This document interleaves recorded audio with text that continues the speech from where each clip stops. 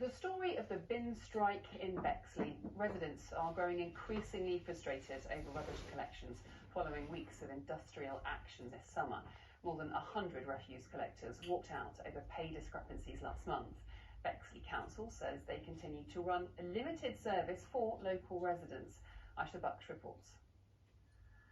This is absolutely disgusting.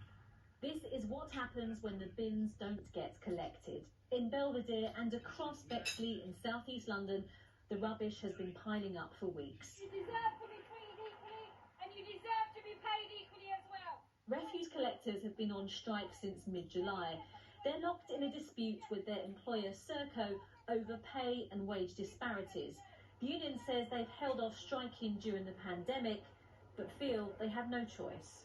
These guys went out there knowing that it was a risk to them and their families. We've tried for 18 months to try and resolve the issue so that they don't have to take this action because, you know, strike action is always the last resort. They can't keep on going on being paid completely different amounts of money between the same workforce, doing the same job for £5,000 and £6,000 differentials. Across the borough, some collections are still being made.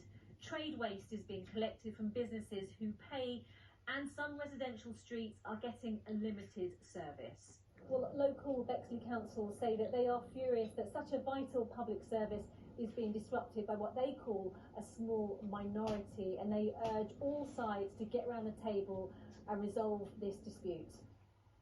But according to residents in Abbey Wood, which straddles both Greenwich and Bexley, it's frustrating and proving to be a health hazard. It's not very nice when you're walking out with your children and there's rubbish falling all over the floor, and if they fall on it and she's young, if she picks something up and germs, especially with COVID, like, should be having everyone's rubbish thrown around and whose job is it to clean it up again?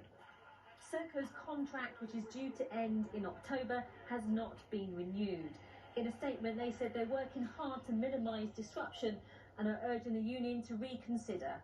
All sides are due to meet again this week. Aisha Bucks, BBC London, Bexley. Next to the